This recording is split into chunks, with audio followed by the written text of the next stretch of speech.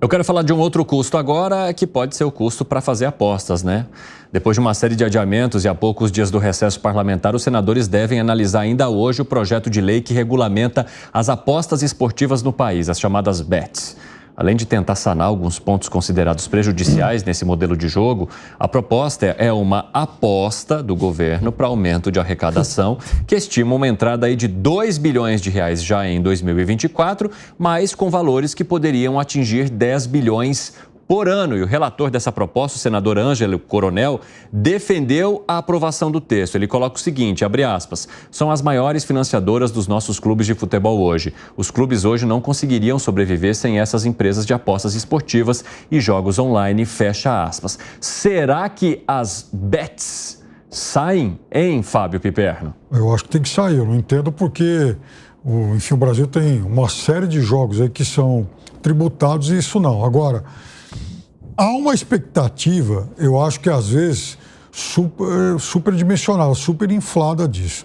Então, é verdade que as bets, não só no Brasil, mas no mundo todo, elas se associaram de uma forma aí umbilical ao futebol. Então, hoje aqui no Brasil, dos 40 times das séries A e B, 39 têm parcerias com as bets. Agora, dizer também que os clubes dependem das bets, aí não. Então a gente tem que entender isso. Quer dizer, elas têm uma fração do bolo de patrocínios que os clubes têm. Nenhum clube ia ter problemas aí de sobrevivência se perdesse esse patrocínio. E o governo teria problema de sobrevivência se perdesse esse projeto, hein, Luiz Felipe Dávila?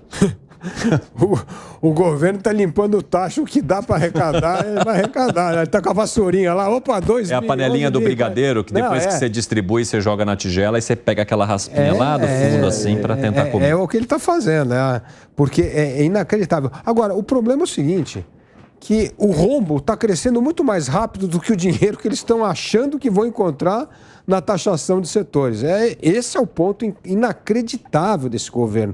Não nos esqueçamos que esse governo é aquele que no começo do ano prometeu que o rombo fiscal seria de 140 bi, já está em 177 e tendência de alta, como a gente fala no mercado, ela só sobe. Então, cada vez que arruma 2 bi de aposta aqui, 3 dali e tal, o que acontece? Não consegue cobrir o rombo que está crescendo. Isso aqui, ó, tá parecendo aqueles rombos de cartão de crédito, né? Que você pega lá, quando você vai ver a taxa de juros, já engoliu todo o resto. Então, o governo, quando está limpando essa panela, esse taxinho aí, logo, logo já está aumentando de novo o rombo, porque o gosto pelo gastar dinheiro público nesse governo é insaciável. Como disse a ex-presidente Dilma, gastar é vida. Essa é a bandeira do PT. Gustavo Segré. Eu vou ser irônico. Eu fiz uma paródia de quizás, que diz gastar, que é o espírito do PT.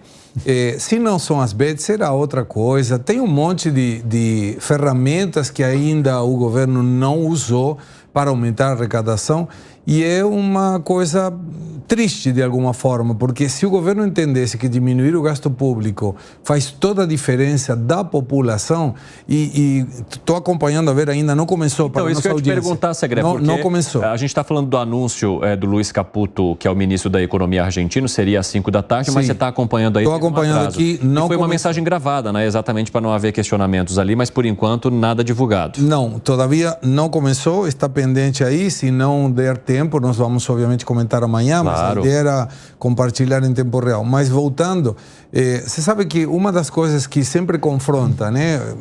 Muitos simpatizantes da esquerda mencionam a diminuição do desemprego. Você sabe que na Argentina o índice de desemprego é menor que aqui?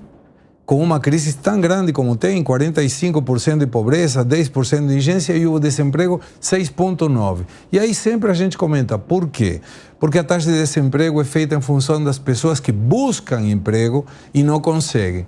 Lá tem um monte de gente que não precisa trabalhar. Então por que vai buscar emprego? É sempre apoiado, ajudado pelo governo. Essa é a explicação de que o populismo sempre reforça na ajuda do Estado, intervencionismo do Estado, regulamentação do Estado e um dado em função das medidas que em qualquer momento vai começar.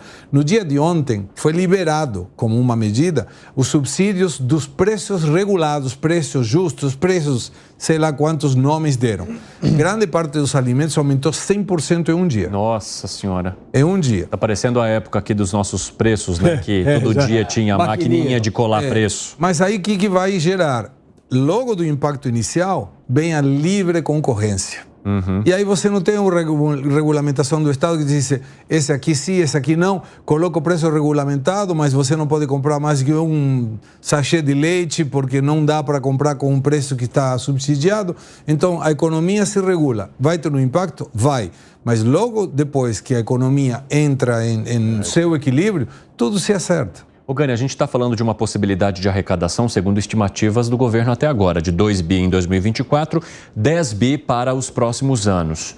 O que isso representaria diante do que o governo já gastou ou quer gastar? Representa muito pouco, não vai resolver o problema. E lembrando que esse arcabouço fiscal, melhor chamado de arcafrouxo fiscal, ele já é uma regra bastante factível de ser atingida, bem diferente da regra anterior do teto de gastos. Essa sim é uma regra muito mais dura e que resolveria o problema fiscal brasileiro.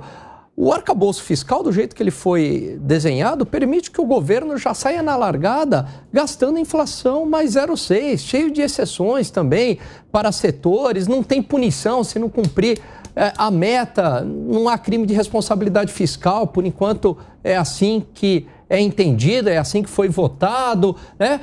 Tem exceções também em relação a investimentos, né? O governo colocou um veto para que pudesse continuar com as suas políticas de investimento, mesmo que não cumprisse a meta. Aí foi lá o Congresso acertadamente e derrubou esse veto, limitando os investimentos. Então não resolve o problema. Agora, se, Evandro, a maior crise fiscal gerada pela então ex-presidente Dilma Rousseff, uma crise fiscal que gerou uma queda de PIB da magnitude de pandemia, da magnitude de guerra, e ela recebe o prêmio da economista do ano, então o ministro Fernando Haddad, que tem tido um desempenho melhor do que o dela, vai receber prêmio Nobel de Economia, Piperno. Ele vai ser o prêmio Nobel da Economia. Porque esse país ficou uma loucura. Esse país ficou uma loucura, Piperno. Mas é claro que esse país é uma loucura. Esse país é uma loucura por muitos fatores. Por exemplo, a gente tem a turma de mercado que faz o tal do Focus, que é utilizado pelo Banco Central como balizador para muita coisa. O presidente do Banco Central já falou isso. Esses caras conseguem errar, por exemplo, a taxa de crescimento do Brasil em 300%. Então, a Dilma não é uma exceção. Se nem essa turma, supostamente, dos sabichões, sabe contar, o que eu vou esperar? Mas tem uma diferença. Esse pessoal erra a projeção. O que a presidente Dilma fez na prática custou milhares de empregos, então, perda do poder de compra da população. Tá bom, perfeito. Esse pessoal erra muito, esse pessoal erra a projeção, é verdade. Mas aí, o Banco Central vai lá e usa a projeção desse pessoal. E aí ele erra também. O Banco Central tem controlado a inflação a mão de ferro aí, é a única coisa que tem funcionado aí no governo. Aliás, a taxa de juros poderia estar caindo bem mais, Piperno, se o governo fizesse a parte fiscal, porque a inflação está sendo controlada, né, o próprio Fox que você gosta tanto, quanto é que já coloca aí? 4,55% de inflação. Olha o que o Banco Central fez, olha que trabalho espetacular. Ele coloca agora, que dia é hoje? 12? 12 de dezembro. Agora porque nós estamos em 12 de dezembro, então agora ele tem que fazer os ajustes para não errar. A inflação vai terminar abaixo de 5%. O Banco Central, escuta, o senhor tanto criticou, está fazendo um excelente trabalho. Precisa ser algum gênio, em janeiro, precisava ser algum gênio para dizer que a inflação do Brasil ia parar abaixo dos 5%? Meu amigo, se não fosse o Banco Central não ceder às pressões populistas, a gente estava com uma inflação de acima de 6%. Então deixa eu te perguntar um negócio. É que ele não cedeu à pressão. Tanto é que a inflação está controlada, acabaram as críticas ao Banco Central. Tá bom, deixa eu só fazer um rápido questionamento então. Agora há pouco, umas 2, 3 horas atrás, houve uma reunião do presidente Lula com governadores. E aí o governador Tarcísio, o Lula pediu para o Tarcísio fazer o primeiro discurso, entendeu? O Tarcísio o que faz? ele elogia, ele agradece o Lula, elogia o PAC, porque ele saiu com um cheque de 10 bilhões de reais para obras aqui em São Paulo, metrô, expansão da linha verde até Guarulhos e o trem São Paulo-Sorocaba.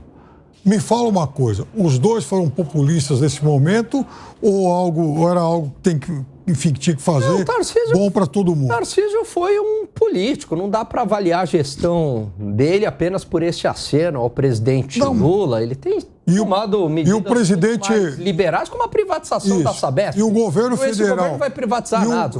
Não, mas então, isso não é verdade. Por exemplo, leiam o que tem feito o Ministério dos Transportes em relação às concessões. Mas, enfim, de qualquer forma, foi ruim o governo federal destinar esses 10 bilhões de reais para São Paulo. Mas o Lula podia dar uma de Milei.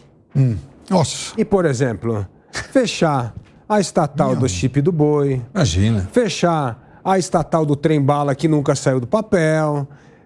Eu dou aqui uma lista de umas 100 estatais que podia fechar. Ia ajudar demais. O governo ia dar um sinal. Ele herdou tudo isso aí. Não, mas espera aí. Ô, Piperno, o negócio é o seguinte. Tem que fazer o trabalho. E pode começar com esse mato alto gigantesco, que é um monte de estatal ineficiente que precisa acabar. Se fizesse isso, já era um sinal para a população. Agora, é aqui, o nosso amigo Segre, que é bom de contabilidade, é assim, ó, 0 no lado de corte de custo e tudo no aumento da receita. Claro. Não vai fechar a conta. A gente sabe disso. Não precisa nem boletim Focus. É 100% de certeza que não vai acontecer, que não vai conseguir equilibrar fiscalmente o país olhando só para a receita e 0 para corte de custo. Me pergunto, só uma questão. Nesse caso, agora às 5h50, o pessoal da rádio vai para um rápido intervalo. Daqui a pouco espero vocês, hein? Até já. Nesse caso, realmente, mesmo herdando, por exemplo, estatais que de alguma forma não estão fazendo nenhuma diferença, não caberia ao governo, então, diante dessa necessidade de arrecadação e de diminuir gastos, já podar isso, já começar sem esses penduricalhos? Eu acho que a do trem-bala ela tinha que ir para o espaço. Concordo? Isso é um erro. Agora, eu não sei porque que ela resiste há tanto tempo aí, não sei qual é o apoio político que ela tem. Mas não, e o chip do boi é um absurdo. Você tem que negócio para fazer chip para botar em orelha de boi. Pelo amor de Deus, nunca conseguiu desenvolver nada, gastou um monte de dinheiro. Era para o Brasil. Olha o chip como é do que boi incomoda o Dávila, porque ele cita o sempre chip do boi desde que ele entrou no 3 em 1. Ele deve sonhar com o boi recebendo um chip lá na orelha. Olha que loucura que é o Brasil. Teve a famosa crise lá em Taiwan dos chips. Todo mundo entendeu que precisava ter chip, que não podia só depender de Taiwan, porque não sei o que e tal. Aí, olha como o Brasil pensa. Realmente, temos que resolver o problema do chip. E o que a gente faz? Cria-se uma estatal para resolver o problema do chip. Aí você cria uma estatal, enfia um monte de gente que nunca viu um chip na vida, se mostrar qualquer coisa na mão, ele nem sabe o que é chip, né? Primeiro foi procurar no dicionário o que é chip antes de você trabalhar na empresa. Aí não conseguiram fazer absolutamente nada e a única coisa que criaram é o chip do boi. E era para ser chip da segurança, da defesa nacional. É uma coisa inacreditável. É o país da piada pronta. É um negócio incrível. Toda vez que a gente tem um problema, o governo acha que para resolver... O governo de esquerda, lógico, que acha que para resolver o problema é criar uma estatal. Mas, quando foi criada essa estatal do chip do boi? Hã? Quando foi criada essa estatal? Foi criada na época da Dilma. Isso. Depois da Dilma, não teve Temer e Bolsonaro? Por que não acabou lá? Não, peraí. Vamos dar um crédito aqui. Bolsonaro tentou acabar com o chip do boi, colocou à venda, não teve um real de oferta pela empresa. Tudo bem, então fecha. Exatamente. Então, pera assim, não é que não fez nada. Fez, não achou comprador e errou em não fechar. Tinha que liquidar. Se não tem oferta por essa porcaria, tem que fechar. Tem que fazer isso mesmo. A TV também. A TV deveria fechar também. Também. Então, assim, tinha que fechar. Então, assim, nós temos esse vício de origem. Cada vez que tem problema, vamos criar uma estatal. Se tivesse a estatal da soja, o Brasil estaria quebrado, em vez de ser o maior exportador de soja do mundo. É isso que ia acontecer. O Estado só atrapalha, porque o Estado tem esse vício de ser contra o negócio, contra a economia de mercado, contra aqueles que sabem resolver os reais problemas do país.